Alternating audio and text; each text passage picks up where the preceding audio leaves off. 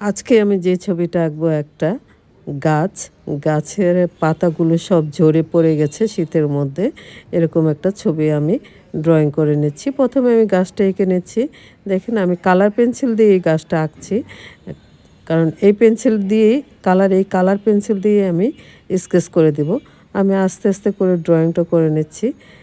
প্রকৃতি যে কত সুন্দর, আপনি যখন ইয়ে প্রকৃতির দিকে তাকাবেন, যখন দূরে যেহেতু আমরা শহরে থাকি, আমি শহরে থাকি, অতটা প্রকৃতি দেখতে পাই না।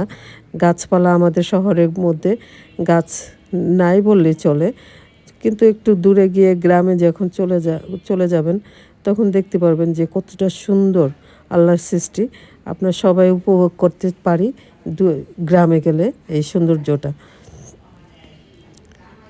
দেখেন মরা গাছের মধ্যে কত একটা সুন্দর সুন্দর জিনিস দেখতে পাওয়া যায়।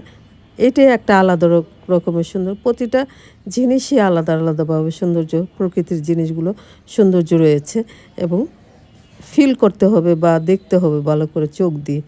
যদি আপনি চোখ দিয়ে দেখতে পারবেন, সুন্দর ছোট একটা জিনিসই অনেক সুন্দরভাবে উপস্থাপন করা যায় আপনার মনের মধ্যে।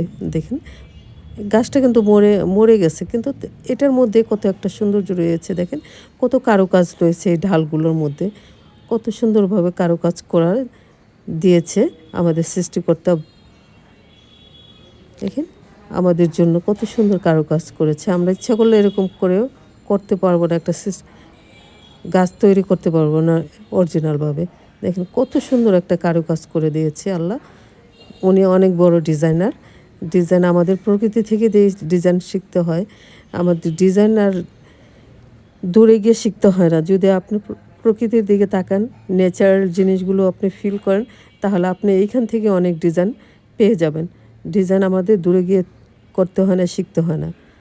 এই যে দেখেন একটা গাছের ঢাল দিয়ে আপনি কত কিছু তৈরি করে নিতে পারেন ফিল করলে, যদি আপনি ফিল করেন।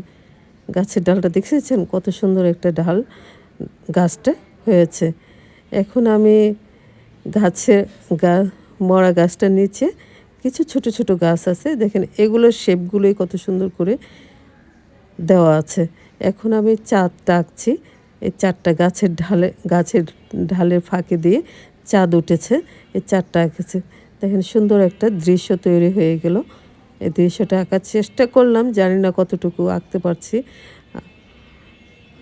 আপনারা কমেন্টস করে আমাকে জানাবেন আমি কতটুকু করতে পারলাম বা ড্রয়িং করতে পারলাম। আমি চেষ্টা করেছি, আমি জানি না আমি করতে পারছি কিনা। আপনাদের সুন্দর লাগার